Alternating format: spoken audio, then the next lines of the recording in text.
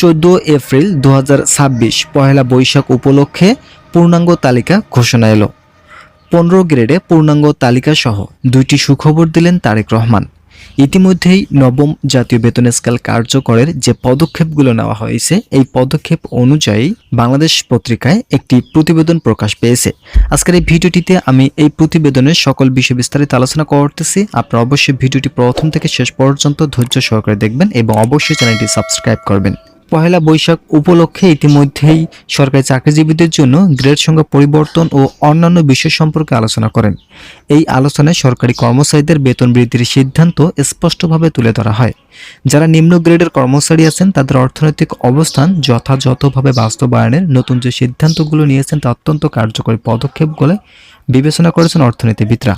Pay কমিশনের একাধিক সূত্র বলেন, আমরা প্রধানমন্ত্রী তারেক রহমানের সঙ্গে জরুরি একটি বৈঠক করেছি।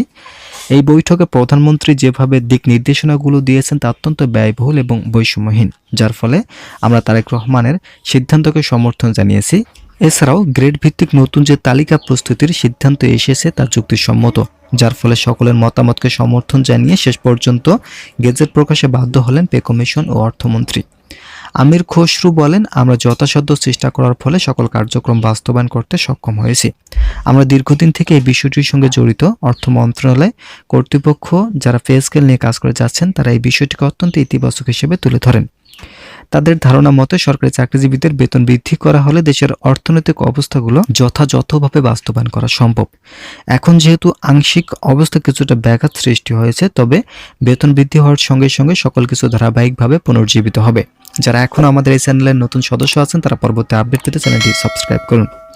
অর্থ মন্ত্রণালয় ও পে কমিশন সহ আজকের বৈঠকে এই বিষয়গুলো নিয়ে ধারাবাহিকভাবে আলোচনা করার পর প্রতিমন্ত্রী গুরুত্বপূর্ণ তথ্য উপস্থাপন করেন।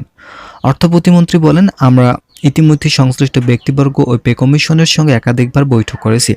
এছাড়া পর্যালোচনা কমিটির সঙ্গে গতকাল একটি বৈঠক অনুষ্ঠিত হয়েছে। এই বৈঠকে বেতন বৃদ্ধি সহ গ্রেড ভিত্তিক যে তালিকাটা প্রস্তুত করা হচ্ছে, সেখানে সর্বনিম্ন বেসিক 16,500 টাকা পর্যন্ত বজায় রাখা হয়।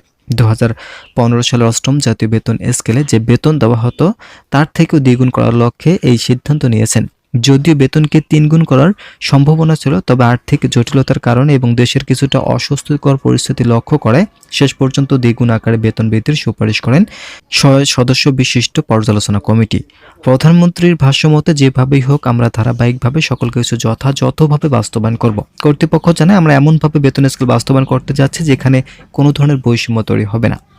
কেননা বাংলাদেশের সরকারি কর্মচারীরা অত্যন্ত বৈষম্যের শিকার।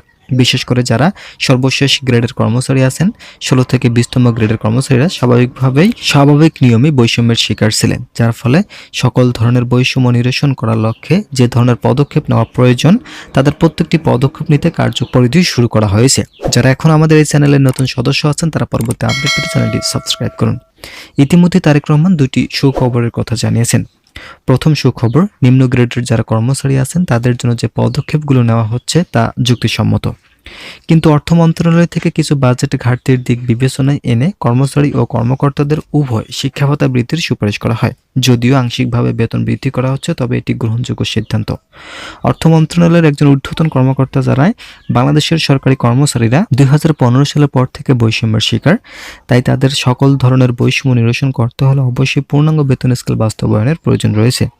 কিন্তু এখন যেহেতু আংশিকভাবে তা বাস্তবায়ন করা হচ্ছে, তাই অবশ্যই শিক্ষা ভাতা উভয়ের জন্য 3,500 টাকা পর্যন্ত বৃদ্ধি করা হবে, যা দিয়ে চাকরিজীবীরা পরিবারের সন্তানের শিক্ষা ভাতা মেটাতে সক্ষম হবেন।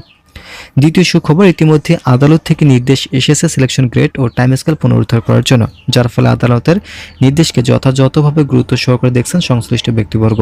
নতুন যে গেজেট প্রকাশ হচ্ছে সেখানে সিলেকশন গ্রেড, টাইম স্কেল পুনরুদ্ধারের নতুন কৌশল অবলম্বন করা হবে, যেখানে এই 2টি ভাতা চালুর সঙ্গে সঙ্গে দীর্ঘ প্রস্তুতি নিয়ে সরকারি চাকরিজীবীদের প্রত্যাশিত নবম জাতীয় বেতন স্কেল কার্যকর করবেন সংশ্লিষ্ট ব্যক্তিবর্গ।